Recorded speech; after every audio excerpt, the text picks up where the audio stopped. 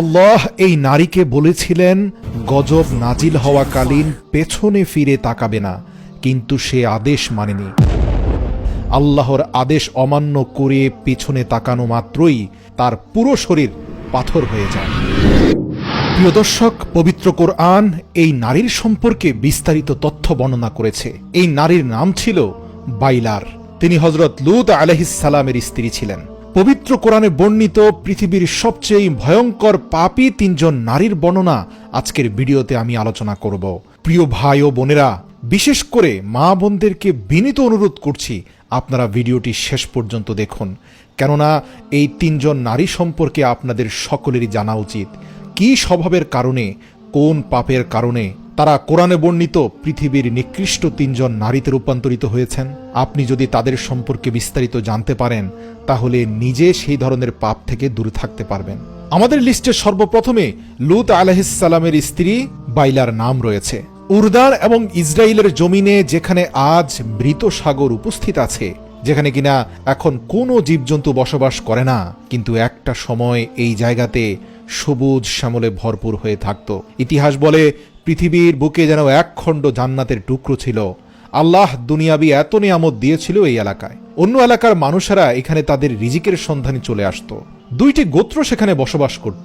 একটির নাম সাদুম আর দ্বিতীয় গোত্রটির নাম ছিল গোমরা, এবং তাদের নাম অনুসারে 2টি শহরের নামও ছিল সাদুম এবং গোমরা শহর। আর এরাই ছিল সেই জাতি যেখানে আল্লাহ রাব্বুল আলামিন হযরত লূত আলাইহিস সালামকে নবী রূপে প্রেরণ করেছিলেন, যখন তারা ভয়ঙ্কর কিছু পাপ কাজে লিপ্ত হয়েছিল, যা পৃথিবীর ইতিহাসে অন্য কোনো জাতি করেনি। এমনকি পৃথিবীর সবচেয়ে নিকৃষ্ট শাসক ফেরাউনের আমলেও এমন পাপ সংগঠিত হয়নি। আর এই পাপের ইন্ধনদাতা হিসাবে আল্লাহর নবী লূত আলাইহিস সালামের স্ত্রীও সংযুক্ত ছিল। আল্লাহু আকবার। প্রিয় দর্শক, এদের যে ভয়ঙ্কর পাপটা ছিল, সেটা ছিল এই জাতির পুরুষেরা পুরুষদের সঙ্গে আর নারীরা নারীদের সঙ্গে মেলামেশা করতে পছন্দ করত। নাউযু বিল্লাহ। আল্লাহ পাক পবিত্র কোরআনে বলেন, তারা পৃথিবীর সবচেয়ে নিকৃষ্ট পাপে জড়িত ছিল। হযরত লূত আলাইহিস সালামের স্ত্রী, ইতিহাসের বই থেকে যার নাম আমরা বাইলা পেয়েছি, এই নারী হযরত লূত আলাইহিস সালামের সাথে খারাপ আচরণ করতেন না, স্ত্রী হিসাবে তার হক আদায় করতেন, কিন্তু গোপনে সে এই পাপ কাজে লিপ্ত ব্যক্তিদের ইন্ধন দিত। বিশেষ করে তার বাবা, ভাই এবং নিকট আত্মীয়দের যারা যারা এই নিকৃষ্ট পাপ কাজে জড়িত ছিল, সে তাদেরকে এই কাজে সহযোগিতা করত। কিন্তু যখনই ঘরে লূত আলাইহিস সালাম ফিরে আসতেন, সাথে সাথে সে ভালো মেয়ের মতো আচরণ করত। সে স্বামীর কাছে নিজের গোপন পাপ লুকিয়ে রাখত। হ্যাঁ প্রিয় দর্শক, একজন পয়গাম্বরের সঙ্গে সম্পূর্ণ জীবন অতিবাহিত করার পরেও এই নারীটি হেদায়েতের আলো খুঁজে পায়নি। আল্লাহর নবী লূত আলাইহিস সালাম অনবরত বছরের পর বছর তাদেরকে হেদায়েতের বাণী শুনিয়েছিলেন।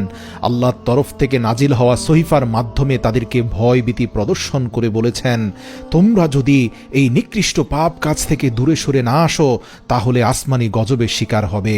পবিত্র কোরআনে এই নিকৃষ্ট মানুষদের মন মানসিকতার একটা উদাহরণ দেয়া হয়েছে, তা আপনাদের প্রত্যেকেরই শোনা উচিত। আল্লাহর নবী লূত যখনই এদেরকে হেদায়েতের কথা বলতো, এই লোকেরা উত্তরে বলতো, হে লূত, আমরা দেখতে পাচ্ছি তুমি দুনিয়া জোড়া মানুষদের মধ্যে একটু বেশি হেদায়েত প্রাপ্ত। এত বেশি হেদায়েত আর এত ভালো মন মানসিকতা ভালো নয়। তারপরে লূত আলাইহিস সালাম কোনোভাবেই আশাহত হতেন না। অনবরত বছরের পর বছর তাদেরকে দ্বীনের দাওয়াত দিয়েছেন। এক পর্যায়ে আল্লাহ তাআলা নিজের কিছু ফেরেশতাদেরকে খুবই সুন্দর রূপ দিয়ে সেই এলাকায় পাঠিয়ে দিলেন লূত আলাইহিস সালামের বাড়িতে। তারা লূত আলাইহিস সালামের ঘরে মেহমান হয়ে আসলো। ইতিহাস থেকে জানা যায়, ওই 3 জন ফেরেশতা যেই 3 পুরুষের শুরুতে এসেছেন, তারা প্রত্যেকেই হযরত ইউসুফ আলাইহিস সালামের থেকেও সুদর্শন পুরুষ ছিল। এদের এক নজর দেখলেই মনে হতো এরা আল্লাহ রাব্বুল আলামিনের তরফ থেকে পাঠানো আসমানি দূত, মানুষের শুরুতে এসেছে। বাস্তবিক পক্ষেই তারা আসমানি দূত তথা ফেরেশতাই ছিল, কিন্তু অত্যন্ত আকর্ষণীয় শারীরিক গঠন এবং চেহারা বিশিষ্ট পুরুষ ছিলেন ওই 3 ফেরেশতা। এই 3 জনকে দেখে গোপনে লূত আলাইহিস সালামের স্ত্রী ভেতরে ভেতরে গিয়ে সেই পাপিষ্ট জাতিদের নেতাদেরকে সেই তথ্য দিয়ে দিল। লূত আলাইহিস সালামের স্ত্রী তাদেরকে বলল, প্রিয় ভাইরা আমার, 3 জন সুপুরুষ এসেছে লূতের ঘরে, এই সুযোগ তাদেরকে হস্তগত করো। সংবাদ পাওয়া মাত্র লূত আলাইহিস সালামের কওমের নেতৃস্থানীয় লোকেরা হযরত লূত আলাইহিস সালামের ঘরকে চারদিক থেকে ঘিরে ধরল। লূত আলাইহিস সালাম তাদের মনের নিকৃষ্ট মনোবাসনা বুঝতে পারলেন। তারা প্রকাশ্যে লূত আলাইহিস সালামকে বলল, হে লূত, তোমাকে তো বলেছিলাম দুনিয়া জোড়া মানুষের মেহমানদারি বন্ধ করে দাও, এখন ওই 3 জনকে আমাদের হাতে সোপর্দ করে দাও। নাউযুবিল্লাহ। লূত আলাইহিস সালাম যখন বুঝতে পারলেন তারা আসলে কি জন্য এই 3 ফেরেশতাকে চাইছে, সাথে সাথে লূত আলাইহিস সালাম তাদেরকে অনুরোধ করে বললেন, যে কথা পবিত্র কোরআনেও আছে, যে হে আমার লোক সকল, হে আমার ভাইরা, দয়া করে তোমরা আমার জাতি থেকে নারীদেরকে বিবাহ করো এবং তাদের সাথে নিজেদের দৈহিক চাহিদা পূরণ করো। এরা আল্লাহর তরফ থেকে আসা আমার পবিত্র মেহমান। দয়া করে তোমরা এদের সাথে কোনো খারাপ আচরণ করো না, এদের উপরে কোনো শারীরিক নির্যাতন করো না। জবাবে লূত আলাইহিস সালামের কাউমরা ক্ষিপ্র হয়ে বলল, দেখো লূত, তোমাকে পূর্বেই বলেছি আমাদের আকাঙ্ক্ষা থেকে আমরা কখনোই ফিরে আসব না, বরং তোমারই ভুল হয়েছে। তুমি কেন এই সকল পবিত্র মানুষকে এই অঞ্চলে নিয়ে আসলে? আল্লাহর নবী লূতের চিন্তিত এবং দুশ্চিন্তাগ্রস্ত মুখমণ্ডল দেখে সেই 3 পবিত্র ফেরেশতা আল্লাহর নবীর কাছে এসে বলল, হে লূত, আপনি আমাদেরকে তাদের হাতে সমর্পণ করে দিন এবং সূর্য ডুবার পূর্বেই এই এলাকা ত্যাগ করুন। সাথে সাথে লূত আলাইহিস সালাম বুঝে ফেললেন যে এই ফেরেশতারা আল্লাহর তরফ থেকে এক ভয়ঙ্কর সিদ্ধান্ত নিয়ে এসেছেন। প্রিয় দর্শক, আল্লাহ পাক পবিত্র কোরআনে বলেন, হে রাসূল, তাদের মস্তিষ্ক অত্যন্ত ঘৃণিত এবং পৈশাসিক আনন্দে লিপ্ত ছিল। সেই 3 ফেরেশতাকে পেয়ে তারা আনন্দিত হয়ে গেল, নিকৃষ্ট কাজের মনোবাসনা পোষণ করল। আর এদিকে দিনের আলোক আভাকে শেষ করে দিয়ে সূর্য ডুবা শুরু হয়ে গেল। সাথে সাথে সেই 3 ফেরেশতা ভয়ঙ্কর আকৃতির রূপ ধারণ করল এবং আল্লাহর তরফ থেকে এমন এক ভয়ঙ্কর আযাব নিয়ে সেই কাউমের উপরে আঘাত করল, যা এই পৃথিবীর ইতিহাসে আর কখনোই ঘটেনি এবং ঘটবেও না। এমনকি কিয়ামতের সময় এত ভয়াবহতা মানুষ দেখবে না, যে ভয়াবহতা লূত আলাইহিস সালামের কাউম দেখেছিল। সেই ফেরেশতারা আল্লাহর নবী লূত আলাইহিস সালামকে সূর্য ডুবার আগে এই এলাকা ত্যাগ করার কথা বলেছিল আর আদেশ দিয়েছিল কোনোভাবেই কেউ পেছনের দিকে তাকাবে না। ভয়ঙ্কর শব্দ হবে, গর্জন হবে, আগুনের লেলিহান শিকার কারণে চারপাশ আলোকিত হয়ে যাবে, কিন্তু কি ঘটছে পেছনে ভুলেও তোমরা তাকাবে না। আল্লাহর নবী লূত আলাইহিস সালাম তার স্ত্রী সহ, সন্তানরা সহ এবং নেক লোকেরা সহ সেই দিন রাত নামার পূর্বেই এই সাদ্দুম এলাকা ত্যাগ করার জন্য দৌড়তে লাগলেন। এমনই সময় সূর্য ডুবার সাথে সাথে ভয়ঙ্কর গর্জন হলো পেছনে। যেহেতু লূত আলাইহিস সালাম সবাইকে বলেছিলেন তোমরা কেউ পেছনে তাকাবে না, এদের কেউই পেছনে তাকালো না। কিন্তু লূত আলাইহিস সালামের স্ত্রী তার জাতি গোষ্ঠী থেকে একেবারে বিচ্ছিন্ন হতে পারছিল না, এদিকে নিজের স্বামীকেও ছাড়তে পারছিল না। কিন্তু আওয়াজ হওয়া মাত্রই তার মস্তিষ্ক মন ভুলো হয়ে পেছনে একবার ফিরে তাকিয়েছিল এবং সাথে সাথে সে পাথরে রূপান্তর হয়েছিল। হযরত লূত আলাইহিস সালাম সকলকে বলল, তোমরা সে পাথরের দিকেও তাকিও না, সামনের দিকে তাকাতে থাকো, একবারের জন্য পেছনে তাকাবে না। প্রচণ্ড ভয় নিয়ে লূত আলাইহিস সালামের সেই কাওম রাতের অন্ধকারে একটি বারের জন্য পেছনে না তাকিয়ে প্রাণপণ দৌড়ে চলে গেল। সাদুমের পাহাড়ে হযরত লূত আলাইহিস সালামের স্ত্রীর সেই মূর্তি আজ পর্যন্ত উপস্থিত আছে। যারাই সৌদি আরবের সেই নির্দিষ্ট এলাকায় যাবেন আপনারা দেখতে পাবেন, যেটিকে লূত ওয়াইফ পিলারও বলা হয়। হযরত লূত আলাইহিস সালামের বিবির বর্ণনা তাওরাত, জবুর, ইনজিল প্রত্যেকটি গ্রন্থে এসেছে। বর্তমান বাইবেলেও এর বিস্তারিত বর্ণনা রয়েছে। লূত আলাইহিস সালামের স্ত্রীর কাছ থেকে যে শিক্ষা আমাদের নেওয়া উচিত তা হচ্ছে গোপন পাপ থেকে দূরে থাকতে হবে। আপনি প্রকাশ্যে নিজেকে যতই ভালো সাজান না কেন, আল্লাহ প্রত্যেকের গোপন পাপ সম্পর্কে জানেন। যেদিন পাকড়াও করা হবে কোনোভাবেই কিন্তু আপনি রেহাই পাবেন না। দেখুন, লূত আলাইহিস সালাম কিন্তু সর্বশেষ পর্যন্ত জানতেন না যে তার স্ত্রী পাপী লোকদের সাথে হাত মিলিয়েছিল, কিন্তু আল্লাহ জানতেন। আর তাই তো একটা শর্ত আল্লাহর তরফ থেকে জুড়ে দেওয়া হয়েছিল যে কেউ যেন আযাবের দিকে পেছন ফিরে না তাকায়, কেননা আল্লাহ ভালো করে জানতেন সবাই না তাকালেও একজন ব্যক্তি ঠিকই তাকাবে যে আল্লাহকে আগেও মানেনি, এখনো মানছে না। আর তাই তো সে তাকিয়েও ছিল আর তার কারণে সে পাথর হয়ে গিয়েছিল। মনে রাখবেন, মানুষের চোখে আপনি ভালো না হওয়ার থেকে বরং আল্লাহর চোখে ভালো হওয়ার চেষ্টা করুন, দুনিয়া আখিরাত পরিবর্তন হয়ে যাবে। আবু লাহাবের স্ত্রীর নাম ছিল উম্মে জামিল।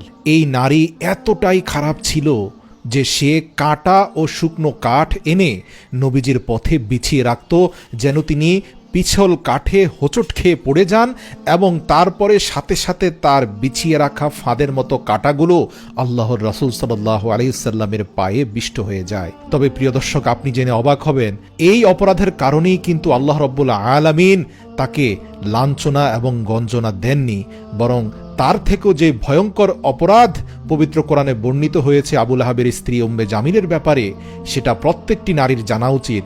সেটা ছিল তার জবান। আল্লাহু আকবার। সেই আমলে তার প্রতিবেশীরা তার থেকে দূরে থাকত, ভয় পেত উম্মে জামিলকে। কেননা তার মুখ যদি একবার শুরু হতো, সে এমন এমন ভাষা ব্যবহার করত যে মানুষের হৃদয় ছিদ্র হয়ে যেত। সে মানুষকে কষ্ট দিয়ে কথা বলার ক্ষেত্রে ওস্তাদ ছিল, এবং সে কথা এমনভাবে গুছিয়ে বলতে পারত যে একটা মানুষকে অপমান এবং অপদস্থ করে দেওয়ার জন্য যথেষ্ট। এই নারীর আরেকটি গুণ ছিল, সে মানুষকে তাচ্ছিল্য করে, অপমান করে কবিতা আবৃত্তি করতে পারত, যেটা তাকে প্রকাশ্য মজলিসে অপদস্থ করার জন্য যথেষ্ট ছিল। আজকের সমাজেও এমন অনেক নারী আছে যারা সারাক্ষণ আরেকজনকে ছোট করা, তাচ্ছিল্য করা, হেয় প্রতিপন্ন করার জন্য ওস্তাদ। তাদের মুখকে প্রত্যেকে ভয় পায়। দেখবেন আপনার আত্মীয় স্বজনের মধ্যে এমন অনেক নারী রয়েছেন, তাদেরকে ভয় পায় মানুষ এ কারণে যে তারা যদি কোনোভাবেই মুখ দিয়ে বকাবকি শুরু করে, তা সহ্য করার ক্ষমতা হয়তো আপনার নেই।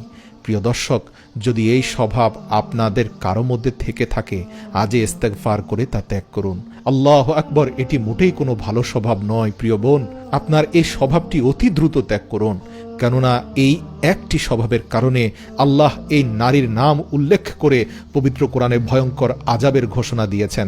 ইতিহাস থেকে জানা যায়, উম্মে জামিল যে রাস্তা দিয়ে চলাচল করত, অন্যান্য নারীরা সেই রাস্তা ত্যাগ করে অন্য রাস্তা দিয়ে যেত। এমনকি কাফের মুশরিক নারীরাও কিন্তু উম্মে জামিলকে ঘৃণা করত, শুধুমাত্র তার এই স্বভাবের কারণে। আজকের সমাজে পুরুষদের মধ্যে এমন অনেক বক্তাকে দেখা যায় যে আরেকজন বক্তাকে হেয় প্রতিপন্ন করে, তাকে তাচ্ছিল্য করে, অপমান অপদস্থ করে নিজের বয়ান পেশ করে থাকেন। আল্লাহু আকবার। এমন অনেক ইউটিউবারকে দেখা যায়, তারা রোস্টিং ভিডিও বানিয়ে থাকেন এবং এই যোগ্যতা নিয়ে তারা নিজেরাই নিজেদের উপর গর্ববোধ করেন। আল্লাহু আকবার। প্রিয় ভাই ও বোনেরা, যারাই এই পেশায় নিয়োজিত আছেন, মনে রাখবেন, এটা জাহান্নামের আগুন ক্রয় ব্যতীত অন্য কিছু নয়। এমন পেশা, এমন কর্ম কেন আমরা বেছে নিব যার মাধ্যমে শুধুমাত্র আমরা অন্যকেই ছোট করব? যেখানে মহান আল্লাহ নিজেই মানুষের দোষ গোপন করতে চান, আর সেখানে আপনি এমন পেশা বেছে নিচ্ছেন যার মাধ্যমে আপনি মানুষকে ছোট করছেন, মানুষের দোষ খুঁজে বেড়াচ্ছেন।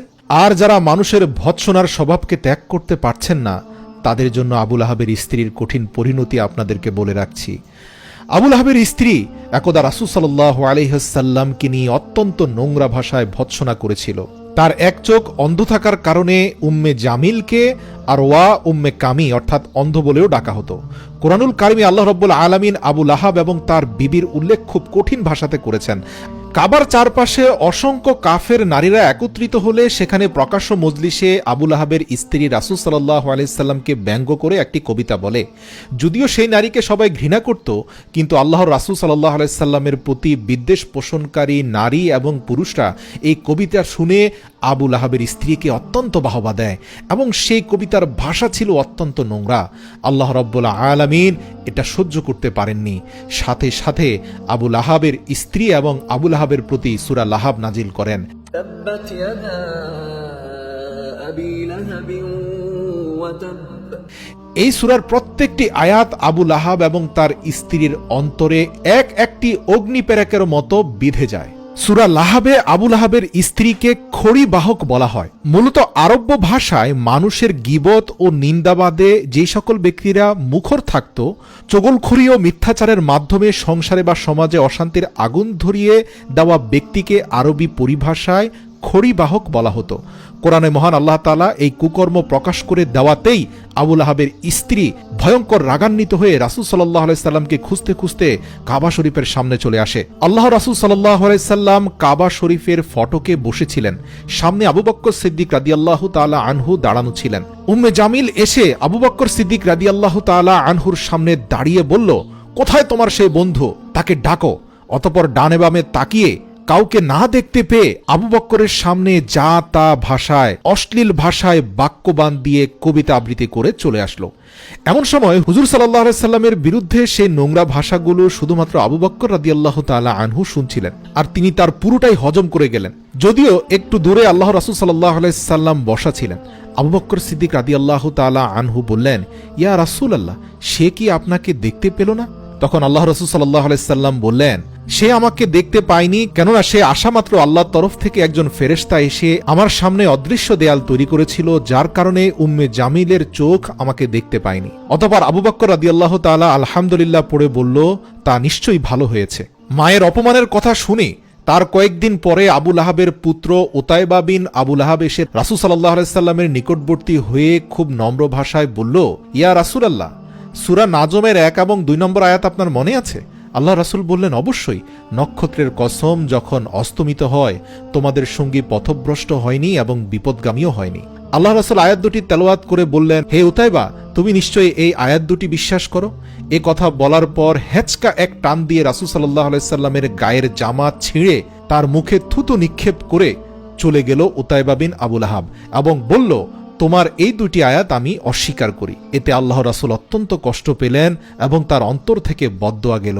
আল্লাহ রাসূল বললেন, হে আল্লাহ, তুমি তার উপর তোমার কোনো একটি কুকুরকে বিজয় দান করো। আল্লাহ রাসূলের এই বদদোয়ার পর থেকে উতাইবা ভালোভাবে ঘুমোতে পারছিল না। অতঃপর আত্মীয় স্বজনদের কয়েকজন বলল, মুহাম্মদ সাল্লাল্লাহু আলাইহি সাল্লাম তোমার উপরে যে অভিশাপ দিয়েছেন তা নিশ্চিতভাবে ঘটবে, বাঁচতে হলে তুমি মক্কা ছেড়ে চলে যাও। তারপর সে সিরিয়ায় ব্যবসায়িক সফরে চলে গেল, সেখানে জারকা নামক স্থানে রাত্রি যাপন করল। এমন সময় হঠাৎ এক নেকড়ে তার চারপাশে ঘুরতে লাগলো। তখন সে বলে উঠল, আল্লাহর কসম, এ আমাকে খেয়ে ফেলবে, কারণ মোহাম্মদ আমার বিরুদ্ধে এই দোয়া করেছিল। এবং ঘটনা ঘটেছিল, পরদিন সকালে কয়েকটি নেকড়ে এবং কুকুর এসে তার শরীরকে ক্ষত বিক্ষত করে ঘাড় মটকে তাকে হত্যা করে। এদিকে আবু লাহাবের স্ত্রীরও ভয়ঙ্কর পরিণতি হয়েছিল। বদরের যুদ্ধের পর আবু লাহাবের স্ত্রী বেশ কয়েকটি অশ্লীল ভাষার কবিতা রচনা করার পর থেকে তার শরীরে এক বিষাক্ত ফোঁড়া দেখা দেয়। অন্যদের দেহে এ রোগ সংক্রামিত হওয়ার আশঙ্কায় তার প্রাণপ্রিয় পরিবারের লোকেরা তাকে একটি নির্জন স্থানে ফেলে আসে। সেখানে চিৎকার চেঁচামেচি করে পরিবারের লোকদের বিরুদ্ধে সে পুনরায় আবার কবিতা আবৃত্তি করতে থাকে। যাদের জন্য সে এত কষ্ট করেছে তারা কেন তার রোগ দেখে তাকে এই নির্জন এলাকায় ফেলে গেল। কিন্তু তার কবিতায় কোনো কাজ হয়নি। তার আত্মীয় স্বজন সকলেই তাকে ত্যাগ করে সেখানে তাকে ফেলে রাখে। এভাবে তার পুরো শরীরে প্রচণ্ড দুর্গন্ধ ও পচন লাগতে থাকে, কিন্তু তারপরেও তার মুখ থেকে কবিতা আবৃত্তি বন্ধ হয়নি। অবশেষে তার মৃত্যুর পর একজন হাবশি মজুরকে ডেকে আনা হয়। সে হাত পা ঢেকে গর্ত খনন করে লাঠি দিয়ে ঠেলে ঠেলে আবু লাহাবের স্ত্রীর পচা লাশটিকে পাথর চাপা দিয়ে দেয়। এই হলো দুনিয়ার লাঞ্ছনা ও ধ্বংসের অবস্থা। আখিরাতের শাস্তি তো আছেই। আল্লাহু আকবার। ইয়া আল্লাহ, আপনি আমাদের সবার মুখকে হেফাজত করার তৌফিক দান করেন। এজন্য আল্লাহ রাসূল সাল্লাল্লাহু আলাইহি সাল্লাম দুইটি হাদিস গুরুত্বের সাথে বলে গিয়েছেন, মান সালিবাল মুসলিমুনা মিন লিসানিহি ওয়া ইয়াদিহি, সে প্রকৃত মুসলিম হতে পারবে না যার মুখ এবং হাত থেকে অপর মুসলমান নিরাপদ নয়। প্রিয় দর্শক, আপনার মুখ থেকে প্রত্যেকটি মুসলমান নিরাপদ না হওয়া পর্যন্ত আপনি মুসলিমই হতে পারবেন না। তাই ভেবে দেখুন, এই জীবনে কোনো মুসলিমকে কোনো বিষয় নিয়ে এমন ভাষা ব্যবহার করেছেন কিনা যা তার অন্তরে কষ্টের কারণ হয়েছে। নাউযু বিল্লাহি মিন যালিক। আজই তওবা করুন, এই পাপের পরিণতি ভয়ঙ্কর। আল্লাহ রাসূল শারীরিক লাঞ্ছনা থেকেও মুখের লাঞ্ছনাকে ভয়ঙ্কর বলেছেন। হযরত নূহ আলাইহিস সালামের স্ত্রীও একজন পথভ্রষ্ট নারী ছিলেন। হযরত নূহ আলাইহিস সালামের জাতি এই মানব ইতিহাসের একমাত্র জাতি ছিল যারা সর্বপ্রথম শিরক তথা মূর্তি পূজা করতে শুরু করেছিল। এরাই সেই সর্বপ্রথম কোনো জাতি যারা নিজেদের পবিত্র এবং নেক মানুষদের মূর্তি বানিয়ে তাদের পূজা করতে শুরু করেছিল। আল্লাহ তাআলা হযরত নূহ আলাইহিস সালামকে এই কওমের উপর নবী রূপে প্রেরণ করেছিলেন, কিন্তু এই জাতিরা এতটাই অবাধ্য এবং নাফরমান ছিল যে তারা আল্লাহর নবী নূহ আলাইহিস সালামের ঘরে প্রবেশ করেই তার উপর অত্যাচার করত। আর নূহ আলাইহিস সালামকে তারা নিজের ঘর থেকে বের করে দিয়ে কোনো সাহায্য ছাড়াই রাস্তার মধ্যে রেখে দিয়ে চলে যেত। এভাবে অপমান অপদস্থ করার পরেও হযরত নূহ আলাইহিস সালাম অনবরত তাদেরকে দ্বীনের পথে ডাকতে থাকেন। অতঃপর তারা ভরা মজলিসে আল্লাহর রাসূলকে মারপিট করত এবং বিভিন্ন স্থান থেকে অপদস্থ করে তাড়িয়ে দিত। নূহ আলাইহিস সালামের স্ত্রী প্রকাশ্যে স্বামীর বিরুদ্ধাচরণ করত। সে কাফেরদের সঙ্গে সংযুক্ত ছিল। মুফাসসির এবং ঐতিহাসিকগণ হযরত নূহ আলাইহিস সালামের ওয়াইফের নাম বালিহা তথা বালিগা নামেও বর্ণনা করেছেন। সে শুধুমাত্র কাফিরই ছিল না, বরং তার চলাচল কাফেরদের মতোই ছিল। একদিকে কুফরি আর অন্যদিকে হযরত নূহ আলাইহিস সালামের বিরোধিতাতে সে নিজের জাতিকে সাহায্য করত। সে একটা কথা বেশি বলতো, আল্লাহকে ডেকে নূহ কি পেয়েছে? অর্থ সম্পদ দুনিয়াবি কোনো কিছুই তো তার নেই, অথচ তোমরা মূর্তি পূজা করে পৃথিবীতে কত অর্থ সম্পদের মালিক হয়েছ, কত আয়েশি জীবন যাপন করছো। নাউযুবিল্লাহ। প্রিয় দর্শক, আজও পৃথিবীতে এমন অনেক নারী রয়েছে, স্বামী দিনদার নেককার হয়ে এবং হালাল হারাম বেঁচে চলার কারণে হয়তো উপার্জন কম করে, তারা প্রকাশ্যে অনেক ক্ষেত্রে সেই স্বামীর বিরুদ্ধাচরণ করে যারা কম উপার্জন করে। নিজেকে প্রশ্ন করুন, এমন কোনো স্বভাব কি আপনার মধ্যে রয়েছে কিনা? নূহ আলাইহিস সালামের স্ত্রী এজন্যই মূর্তিদের প্রশংসা করত, কেননা মূর্তি পূজারীরা অর্থ সম্পদে অগ্রসর ছিল। এমন সময় কোনো এক ব্যক্তি যখন এই সকল মূর্তি পূজা ছেড়ে দিয়ে এক আল্লাহ তাআলার প্রতি ঈমান নিয়ে আসতো, তখন হযরত নূহ আলাইহিস সালামের স্ত্রী নিজেদের জাতিদের মানুষদের কাছে সেই খবর সঙ্গে সঙ্গে পৌঁছে দিত, আর তারপর সেই কাওমের মানুষেরা ঈমান গ্রহণকারী ব্যক্তির বেঁচে থাকাকে অসম্ভব করে দিত। বালেহা নামক এই নারীটি হযরত নূহ আলাইহিস সালামের এক পুত্র ইয়ামকেও তাদের দলে অন্তর্ভুক্ত করে নিয়েছিল। সেজন্য নূহ আলাইহিস সালাম এর এই পুত্র কাফেরদের রাস্তাকে অনুসরণ করতে বাধ্য হয়েছিল। আল্লাহ রাব্বুল আলামিন এই নারীর কুফরি এবং নাফরমানের বর্ণনা পবিত্র কোরআনুল কারীমেও উল্লেখ করেছেন। এছাড়াও এর বিস্তারিত বর্ণনা বর্তমান বাইবেলেও পাওয়া যায়। এরপর যখন আল্লাহ রাব্বুল আলামিন হযরত নূহ আলাইহিস সালামের জাতির উপর সেই মহাপ্লাবনের আযাব পাঠিয়েছিলেন, তখন সেখানে নূহ আলাইহিস সালামের এই কাফের স্ত্রী সেই ভয়ানক আযাবের মধ্যে পড়ে গিয়েছিল। সেখানেও নূহ আলাইহিস সালাম তাদেরকে বলেছিল, তোমরা নৌকায় চলে এসো। তখন সেই স্ত্রী এবং পথভ্রষ্ট পুত্র বলেছিল, আমরা সামনেই কোনো পাহাড়ে উঠে যাব, কেননা তাদের মনোবাসনা এমন ছিল, নূহ জীবনভর দরিদ্র থেকেছে, তার লাইফস্টাইল হচ্ছে অনেক দরিদ্র সম্পন্ন, তার নৌকাতে ভালো কিছু পাওয়া যাবে না, বরং মূর্তি পূজারীরা জীবনভর সফলতা পেয়েছে, তারা অনেক অর্থ সম্পদ পেয়েছে, তাদের সাথে থাকলেই ভালো হবে। আর অতঃপর যা ঘটেছে তা আমরা জানি। সকল পথভ্রষ্টরা আল্লাহর লানতের শিকার হয়ে বন্যার পানিতে ধূলিসাৎ হয়ে গিয়েছিল। আল্লাহর নবী নূহ এবং বিশ্বাসীদেরকে আল্লাহ এক অলৌকিক নৌকার মাধ্যমে পৃথিবীর বুকে রক্ষা করেছিলেন। সুবহানাল্লাহ।